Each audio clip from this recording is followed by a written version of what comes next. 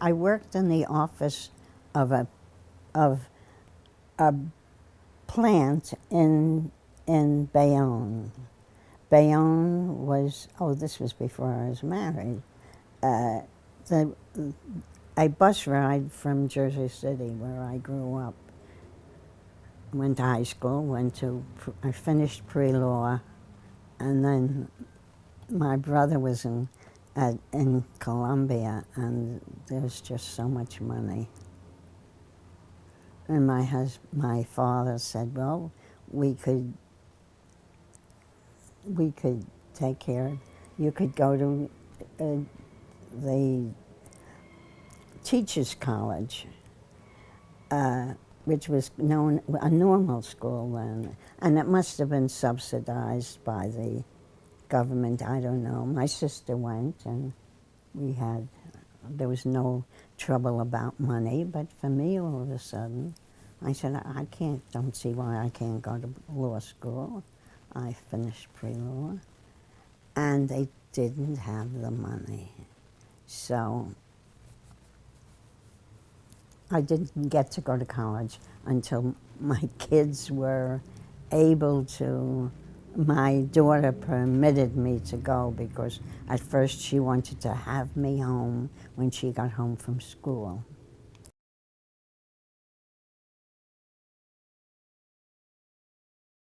I don't know that I talked to my parents about it. My father was of the opinion that Mama, anything that raised a question, go to your mother. But I think I was about 12 when there was something, I guess the League of Nations then was in the news, like the UN might be. And as I read about it, and even at 12, I read the paper, and I came up with and I must have had stories about medieval days and the knights going, well then, if the government wants another country or whatever, I don't think I analyzed it too much. I just felt that those big shots should get out in the field with those instruments and do to each other what they want young men to do here. And then you could get out and say, yay for my man, but if he was killed, that's one person. I don't know how or wherefore, but this was my conviction, and I didn't do anything about it. That's all. I think the trouble with most of us is we can talk, or but we don't do.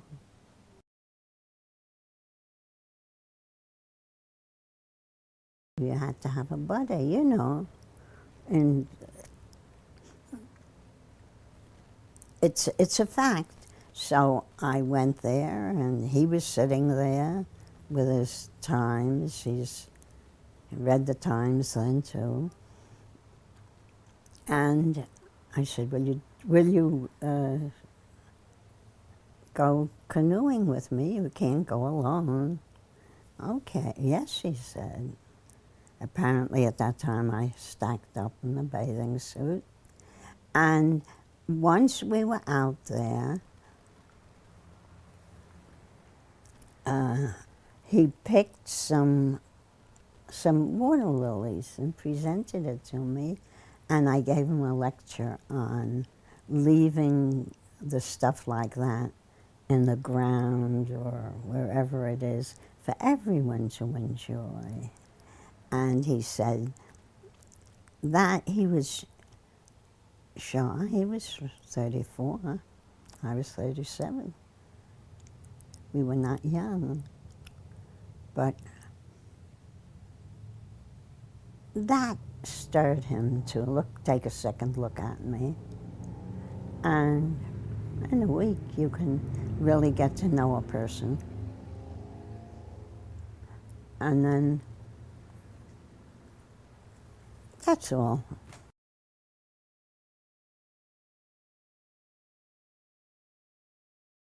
When we got married, he found an attic apartment 2 blocks from his parents. The attic was only $65 a month. We weren't gonna, that's where we went. And then when we had to move from there because it was what I wanted, and he didn't realize it was against the law, was to close off this. The attic was, it was an old house, and there were several rooms, and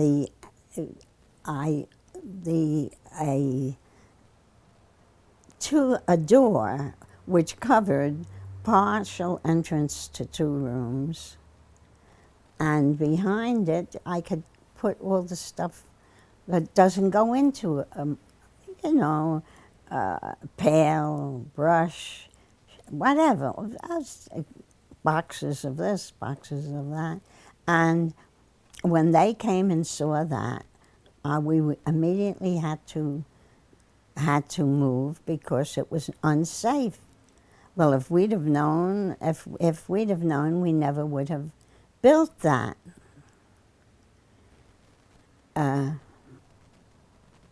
And so we had to move. We moved to another attic. Then he lost his job, and he got a job in Lyndhurst. So we moved to the other side of Lyndhurst is North Arlington, and we moved into an apartment there, but the 2 children shared the bedroom, and we slept on the couch in the living room. But after 3 years, she was 9 and he was 7, and within a year or 2, they shouldn't sleep in the same room. So we went looking, that's all. We found a place in Rutherford, and we moved there.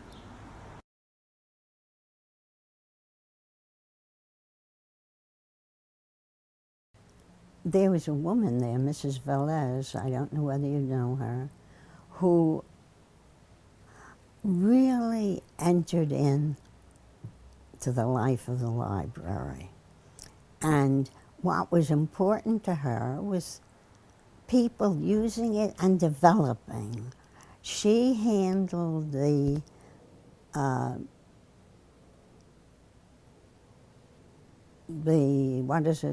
English as a second language. And we both became engaged in it. And then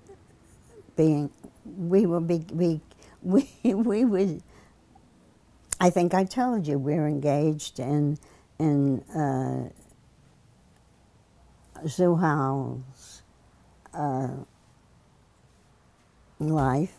She had studied English in Turkey, but she came here and needed practice. And her husband,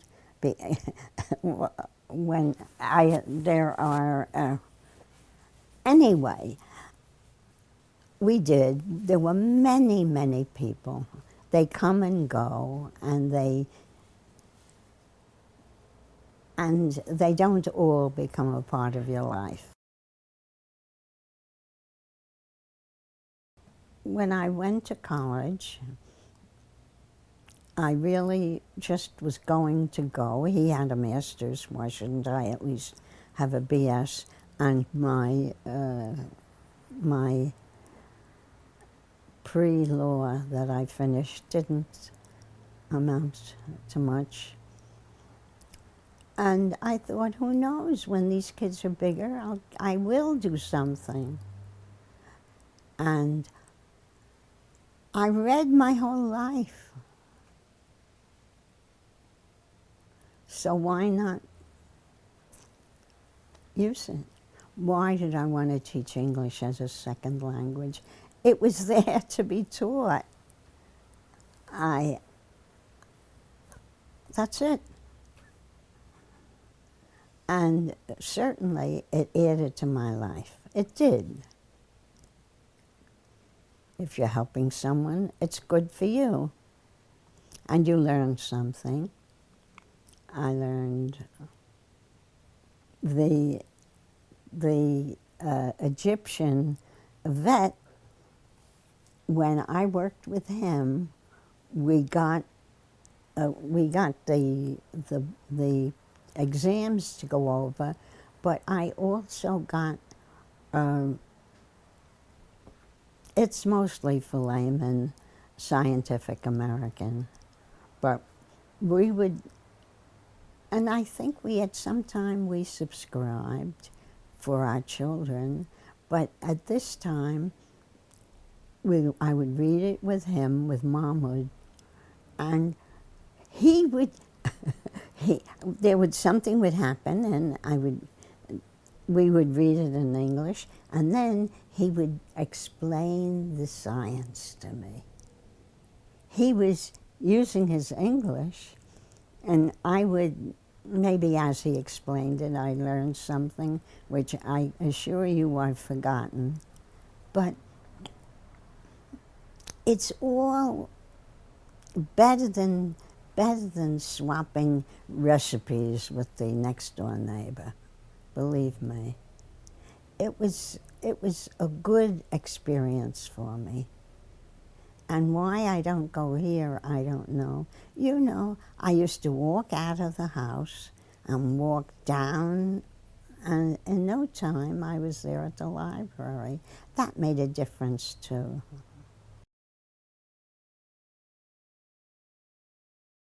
Well, when I moved there, it was a quiet residential street. And when we moved there, just 2 blocks away, there was a ShopRite. I don't like to see lives wasted. I was so furious with the policeman who killed that young black woman who got the job of a lifetime for her. She graduated college, I don't know when, but she got a job at the college she went to. And it's wonderful. And the cop car was following her apparently. And whatever it was, he murdered her. And I fumed over it.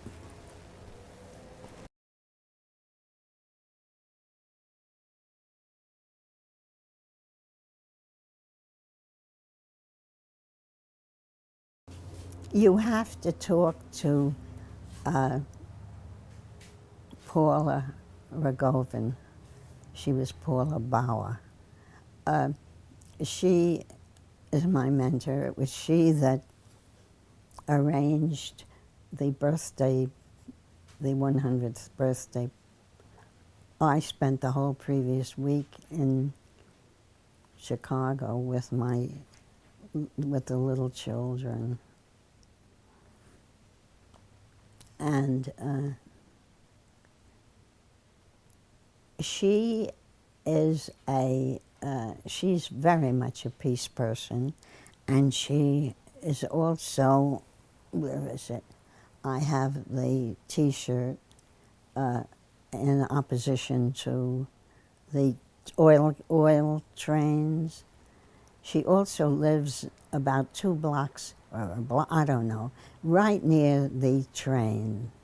And there was this event in Quebec, no, in a small town there, where an oil train collided with something, ignited, and half the town, 47 people were killed.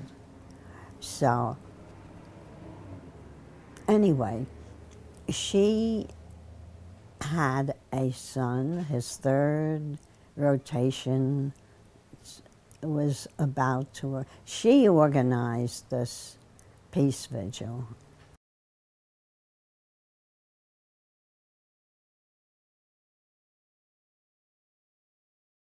It makes you feel good to feel you are not alone.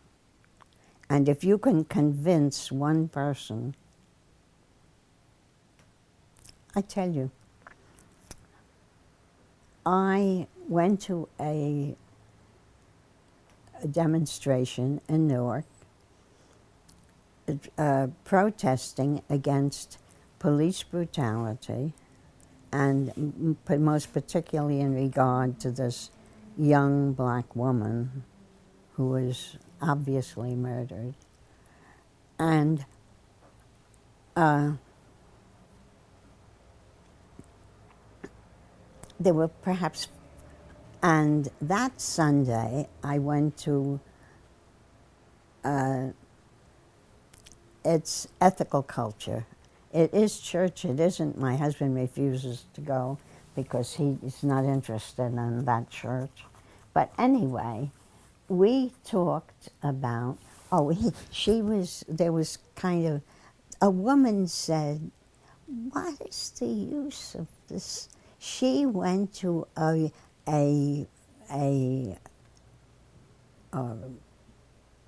something on the climate in New York.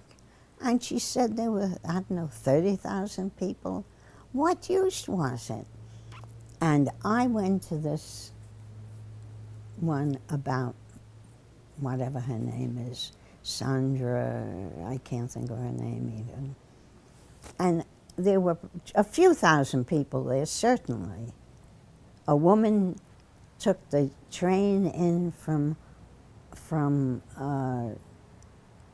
Philadelphia.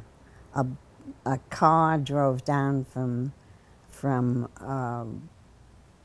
Boston. They see me, and they're the same elderly white women. And in each case, one of them came over, and I was sitting there because it was a hot day. And on the edge of it's right across from Essex County College. And there's a railing which slants up across the way from the college. And you can find a comfortable place to sit if you are used to discomfort. And so they came and spoke to me. They seemed to have, you felt good about doing something, even if it didn't do any good. And then that Sunday, I hear this woman, and I said, there were 30,000 people, except who felt good about taking a step, making a stand, saying, I feel, right? And that's the way I felt about this black woman. I felt so personally aggrieved. And I went because, not for her sake, for my sake. And in Teaneck, there is a Rhoda Center where we have gym. And Wednesday I went and I participated fully. On Thursday, they had something which was a little strenuous for me. So I did it, then I went and sat down. And a woman, I don't know how she knows that I'm 100. She said, she's black. She said, you're my mentor. And she never spoke to me before. I never spoke to her. I said, thank you. But I said,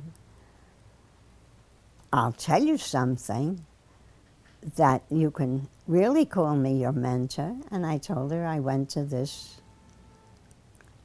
She said, I know I couldn't do that, couldn't go to a demonstration, but I prayed. Now, it did her good to pray. It didn't do the young lady any good, any more than it did her any good if I went to a demonstration. But I was amused, really. I thought she'd say, oh, and you're white, how wonderful. Because frankly, I pat myself on the back. When I do something like that, I'm doing it for humanity, not for me or the next door neighbor. But it's interesting. You learn about people. There are people there at Rhoda. I mean, someone who maybe she knows. To me, she looks as old as I look, but she brought over the elastic for the pilots. That was very nice. I didn't know where I should go to get it. People just want to help. People want to do things.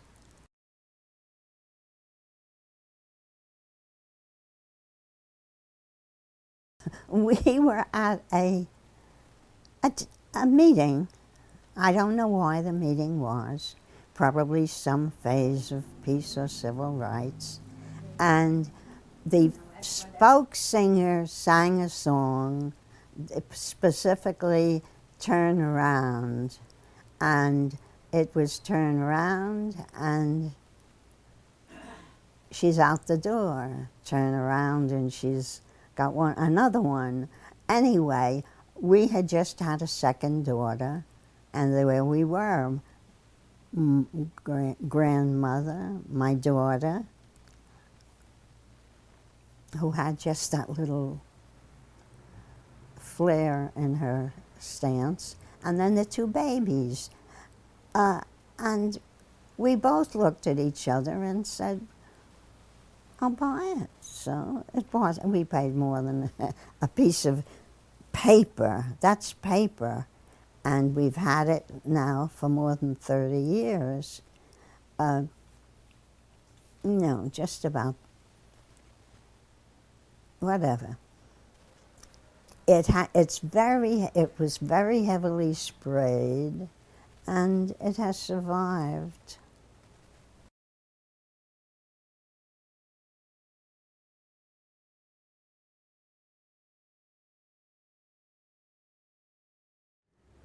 They're remarkable. The boy who wants to be, where he got his need to be an acrobat, I don't know.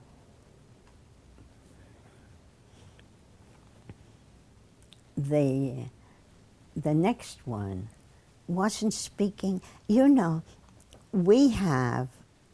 There are things which a person can avail himself of that is amazing.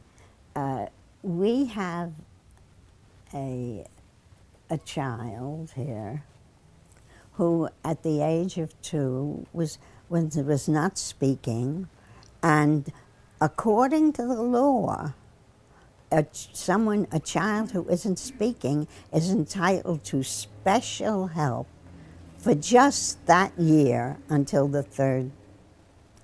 And what's interesting is, it's the 3rd, they said, no, I guess, she now, by the time she was 3, she could sing what is it? I've been working on the railroad, and danced to it. But, and another one of her grandchildren, my great-grandchildren, my daughter's grandchildren, also was not speaking at the age of 2, but nothing was like you were worried about her. And now she's not 3 yet, but she will be 3 soon. But she speaks in complete sentences, and they make sense. And it's just remarkable that you have to understand what. One of the women who was my student as a second language came from Bulgaria. And she had 2 degrees there. She came here, and we helped her because Henry helped her with English, that is, arithmetical English. She was an engineer and a ocular engineer, no less. But we helped her. And then when her child was born finally, and when he was in his 3rd year, he also was not speaking. So I told her about this. She was so appreciative. You'd have thought I opened the kid's head and put something in. Really, she was so appreciative. I didn't realize until she said, she spoke of me as giving her such help. You know, you never know. Henry thinks I talk too much to people, but you never know.